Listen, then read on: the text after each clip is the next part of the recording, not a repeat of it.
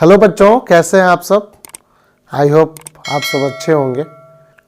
आज के वीडियो में हम लोग क्लास 9th के बायोलॉजी का पहला पाठ का अध्ययन करेंगे और उस पाठ का नाम है बच्चों कोशिका, जीवन की आधारभूत इकाई, जिसे हम लोग जीवन की मौलिक इकाई भी कहते हैं। तो आज बायोलॉजी का सबसे पहला जो चैप्टर है उसके बारे में हम लोग स्टडी करने वाले हैं। ठीक है बच्चों, तो चलिए आज का क्लास हम लोग शुरू करते हैं। बच्चों, सबसे पहला पॉइंट ये है, मेरा आपसे सवाल ये है कि व्हाट इज़ बायोलॉजी, यानी बायोलॉजी क्या है, जिसको हम लोग हिंदी में क्या बोलते हैं बच्चों, जीव विज्ञान क्या है ना। जीव विज्ञान क्या है, जीव विज्ञान किसे कहते हैं, है ना। इसको हम लोग इंग्लिश में क्या बोलेंगे, इसको बोलेंगे व्हाट इज बायोलॉजी। तो बच्चों, बायोलॉजी किसे कहते हैं, पता है आपको बायोलॉजी किसे कहते हैं। तो इसकी परिभाषा हम लोग लिख लेंगे। क्या लिखेंगे, हम लोग लिखेंगे जीव विज्ञान विज्ञान की वह शाखा है जिसमें हम जीवों का अध्ययन करते हैं। तो हम लोग इसका सही उत्तर लिख देना। तो लिख रहे हैं जीव विज्ञान क्या है, तो थोड़ा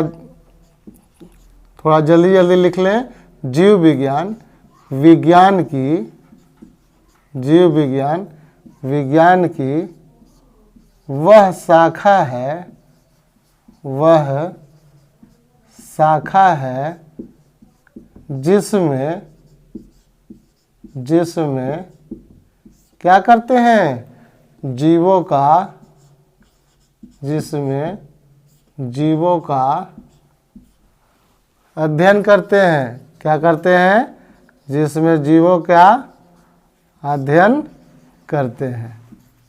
ठीक है बच्चों, तो आप समझ गए होंगे जीवन का, या जिसमें जीवों का अध्ययन करते हैं।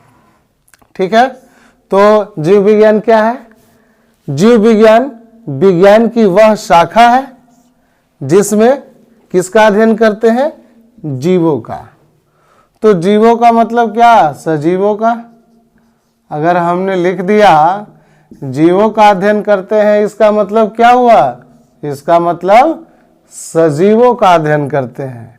ठीक है, तो सजीव को हम लोग क्या बोलते हैं इंग्लिश में, तो सजीव को हम लोग बोलते हैं लिविंग बींग्स, लिविंग बींग्स बोलते हैं, या इसे हम लोग लिविंग थिंग बोलते हैं।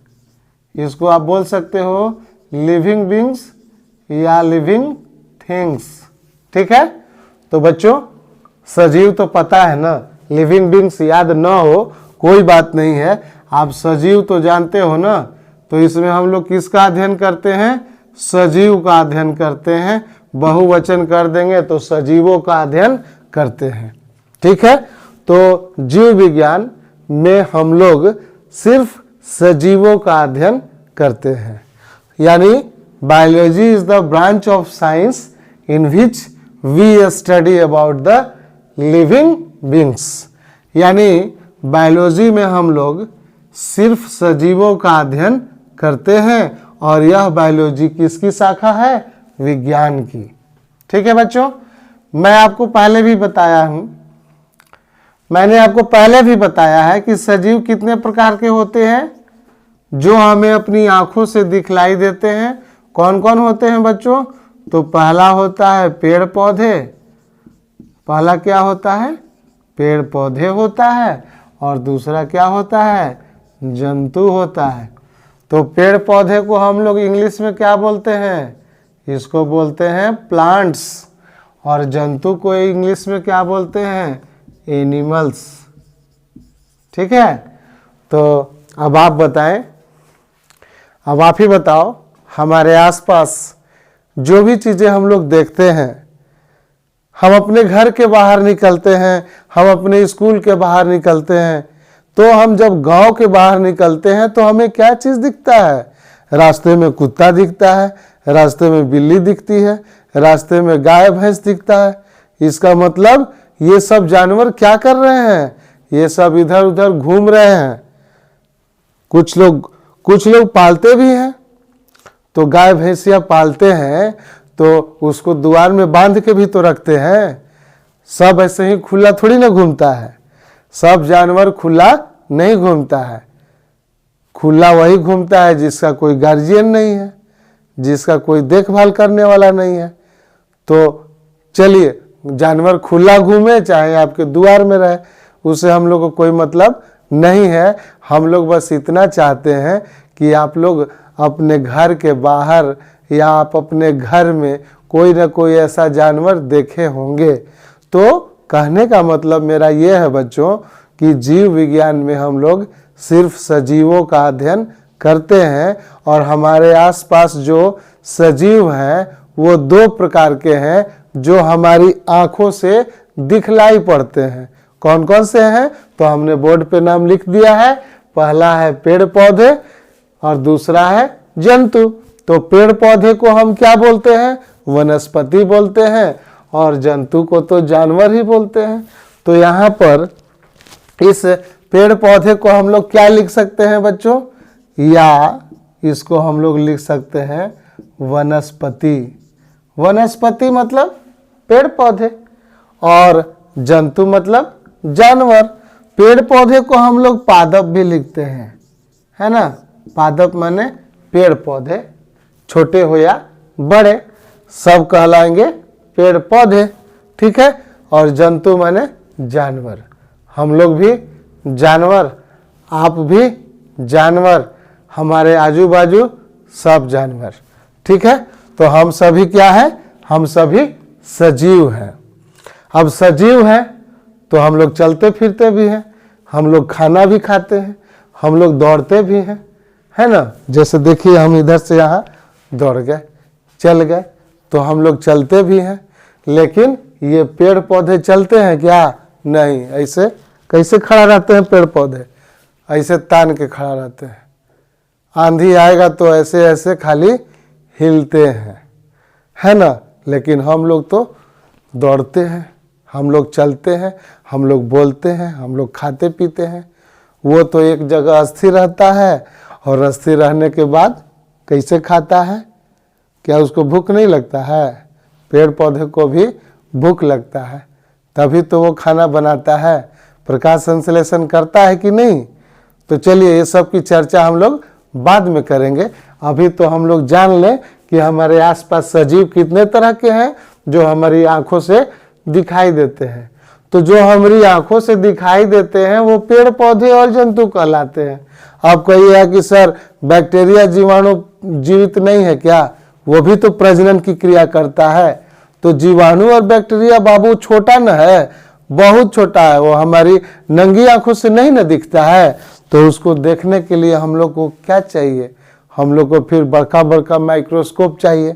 तो माइक्रोस्कोप से न दिखेगा, लेकिन हमारी आंख से वो नहीं दिखलाई पड़ता है ना।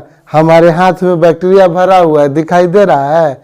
नहीं दिखाई दे रहा है। आप देख रहे हैं, आप खोल के तो देखिए, हाथ दिखाई दे रहा है? आपको भी नहीं दिखेगा, हमको तो दिख ही नहीं रहा है। इसका मतलब क्या है? इसका मतलब ये है कि कुछ ऐसे भी जीव हैं जो हमारी आंखें उसको देख ही नहीं पाती हैं।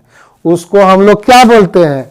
उसको हम लोग क्या बोलते हैं बच्चों? उसको हम लोग बोलते हैं सूक्ष्म जीव। उसको क्या बोलते हैं? सूक्ष्म जीव। और सूक्ष्म जीव का उदाहरण क्या हो जाएगा? एग्जाम्पल क्या हो जाएगा?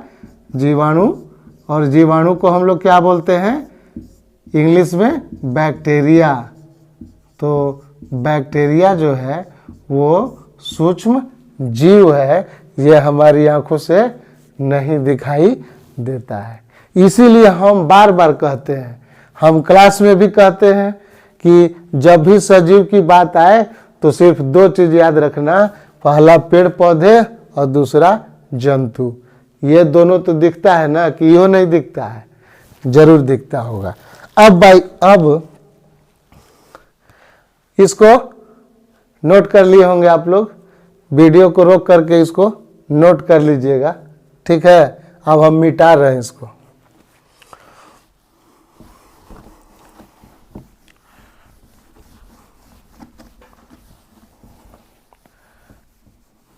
बच्चों आप यहाँ तक तो समझ गए ना कि जीव विज्ञान क्या है। जीव विज्ञान विज्ञान की वह शाखा है जिसमें हम जीवों का अध्ययन करते हैं। अब एक चीज और बता रहे हैं, एक महत्वपूर्ण लाइन है कि सभी सजीव छोटे छोटे इकाइयों से मिलकर बना है। ये जो हमारे आसपास जो जीव रहते हैं ना, पेड़ पौधे हों चाहे विभिन्न प्रकार के जंतु जानवर हों, ये सभी किसी से बने हैं? ये छोटी छोटी, बिल्कुल छोटी छोटी इकाइयों से मिलकर बने हैं। उस इकाई को जानते हैं क्या कहते हैं? उस इकाई को हम लोग कोशिका कहते हैं, उस इकाई को हम लोग सेल कहते हैं। याद हो जाएगा कि नहीं होगा? अब याद कर लीजिएगा, सभी सजीव छोटे छोटे इकाइयों से मिलकर बने होते हैं। उसे हम क्या कहते हैं? उसे कोशिका कहते हैं, और इंग्लिश में क्या कहेंगे? सेल कहेंगे। तो all living organisms are made up of cell, यानी सभी सजीव कोशिका से मिलकर बने होते हैं। अब याद हो जाएगा सबको कि नहीं होगा? कमेंट में बताइएगा कि हमको याद हो गया है, जरूर हम देखना चाहेंगे, आप लोग जरूर बताइएगा। चलिए, हम सभी जान गए हैं कि सभी सजीव किस चीज से बने होते हैं? छोटी छोटी इकाइयों से बने होते हैं, जिसको क्या कहते हैं? सेल कहते हैं। तो उस पॉइंट को लिख दे रहे हैं, सभी सजीव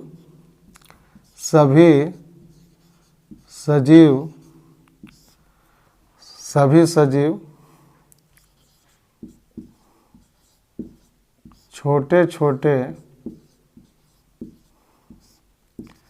इकाइयों से मिलकर बने होते हैं। छोटे छोटे इकाइयों से मिलकर क्या होते हैं? मिलकर बने होते हैं, है ना जी? मिलकर बने होते हैं। इन इकाई को क्या कहते हैं? इन इकाई को कोशिका कहते हैं। इन इकाई को क्या कहते हैं? कोशिका यानी सेल कहते हैं। याद हो जाएगा? जरूर याद हो जाएगा, सेल कहते हैं। ठीक है, तो हम लोगों ने अभी तक यही जाना कि जीव विज्ञान विज्ञान की वह शाखा है जिसमें हम जीवों का अध्ययन करते हैं, और हमारे आसपास जो भी जीव हैं वो दो तरह के होते हैं जो हमारी आंखों से दिखलाई पड़ते हैं। पहला पेड़ पौधे, दूसरा जंतु।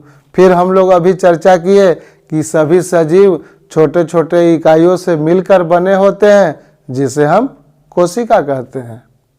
ठीक है, अब बताओ बच्चों, जब हम लोग जान गए कि हमारे आसपास दो तरह के सजीव हैं, तो हम भी तो यह कह देंगे कि तब कोशिका कितने प्रकार का है? तो हम लोग कह सकते हैं सजीवों की उपस्थिति के आधार पर,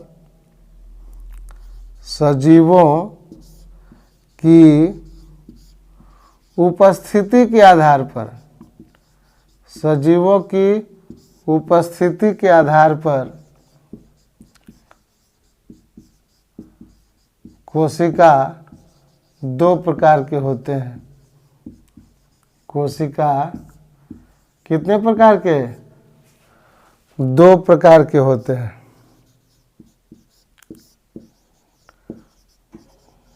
कौन कौन होते हैं? तो नाम बतलाए थे ना, भूल गए? पहला होता है पादप कोशिका। पहला क्या होता है? पादप कोशिका यानी वनस्पति कोशिका। और दूसरा क्या होता है जी? जंतु कोशिका। दूसरा क्या होगा?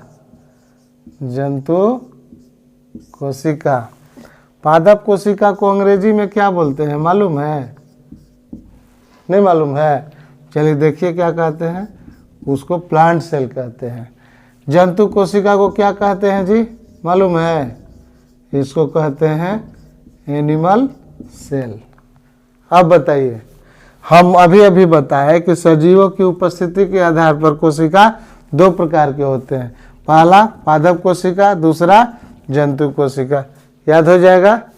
अब देखिए, अब इनमें क्या अंतर है उसको देख लेते हैं, है ना। तो इसको जल्दी से नोट करिए या तो स्क्रीनशॉट ले लीजिए। चलिए अब हम लोग अंतर पढ़ लें। पादप कोशिका और जंतु कोशिका में क्या अंतर है उसको देख लेते हैं। तो पादप कोशिका को हम लोगों ने लिख दिया प्लांट सेल, जंतु कोशिका को हमने लिख दिया एनिमल सेल। आप बताइए पहला पॉइंट हम लोग क्या लिखेंगे। पहला पॉइंट लिखेंगे कि यह आकार में क्या होता है, यह आकार में बड़ा होता है ना, यह आकार में बड़ा होता है। तो इधर क्या लिख दोगे, यह आकार में छोटा होता है, नहीं होता है, छोटा होता है ना, क्योंकि जंतु कोशिका है। जंतु कोशिका का जो सेल होगा वो शेप और साइज में छोटा होगा, और पादप कोशिका है तो साइज में बड़ा होता है। दूसरा क्या है, दूसरा अंतर लिख देंगे, कोशिका भित्ति, क्या लिखेंगे, कोशिका भित्ति पादप कोशिका का, कोशिका भित्ति पादप कोशिका का सबसे बाहरी आवरण होता है, सबसे बाहरी क्या होता है, आवरण होता है ना, सबसे बाहरी आवरण होता है। इधर क्या हो जाएगा, इधर हो जाएगा कोशिका झिल्ली। क्या बताए थे, कोशिका झिल्ली, है ना, या प्लाज्मा झिल्ली, यही ना बताए थे, या प्लाज्मा झिल्ली सबसे बाहरी क्या होता है, सबसे बाहरी आवरण होता है, सबसे बाहरी आवरण होता है। ठीक है ना जी। तीसरा पॉइंट क्या हो जाएगा बच्चों, पादप कोशिका में हरित लवक होता है, यानी लवक पाया जाता है। तो इसमें लिख देंगे तीसरा पॉइंट, लवक क्या होता है, तो पादप कोशिका में लवक उपस्थित होता है। एक एक पॉइंट लिख लीजिए और सब याद कर लीजिएगा। तीसरा इधर लिख देंगे, क्या होता है, तो लवक एब्सेंट होता है ना, तो लवक क्या हो जाएगा, लवक अनुपस्थित होता है। नहीं हो जाएगा, जरूर हो जाएगा। चौथा क्या लिखेंगे, पादप कोशिका में, पादप कोशिका में केंद्रक कहाँ होता है बच्चों, पादप कोशिका में जो केंद्रक होगा वो किनारे की ओर होता है, और बड़ा साइज में क्या होता है, तो रिक्तिका होता है। तो लिख दे रहे हैं रिक्तिका, रिक्तिका, या इसका दूसरा नाम रसधानी भी है। रिक्तिका या रसधानी बड़े आकार की होती है, रिक्तिका या रसधानी बड़े आकार की होती है ना।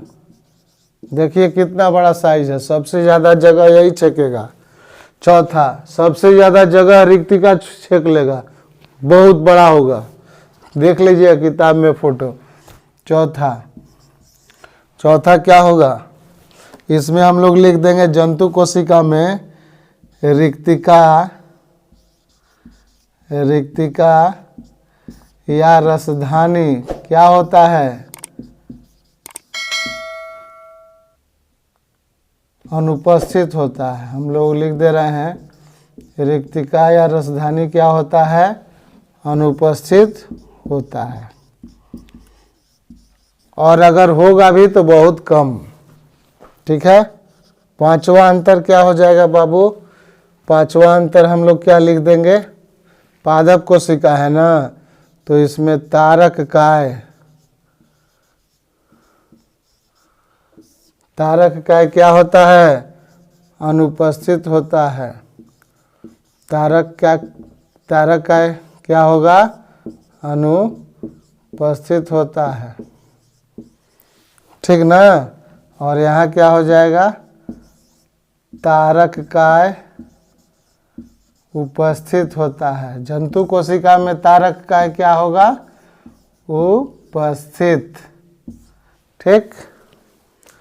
अब केंद्रक कहाँ होगा जी, पादप कोशिका में केंद्रक किनारे है, जंतु कोशिका में केंद्रक कहाँ होगा, तो बीच में होगा। तो लिख देंगे केंद्रक किनारे की ओर होता है। किस में, पादप कोशिका में। केंद्रक किनारे की ओर क्या होता है, उपस्थित होता है। केंद्रक किनारे की ओर उपस्थित होता है। इधर क्या लिख लोगे, जंतु कोशिका में केंद्रक कहाँ है, बीचों बीच है, तो लिख देंगे केंद्रक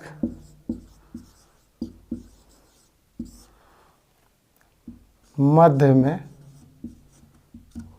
केंद्रक यहाँ लिख दे रहे हैं, थोड़ा बोर्ड खराब हो गया है बच्चा लोग। केंद्रक मध्य में स्थित होता है, केंद्रक मध्य में स्थित होता है। ठीक है। तो ये पादप कोशिका और जंतु कोशिका में 6 पॉइंट अंतर हो गया।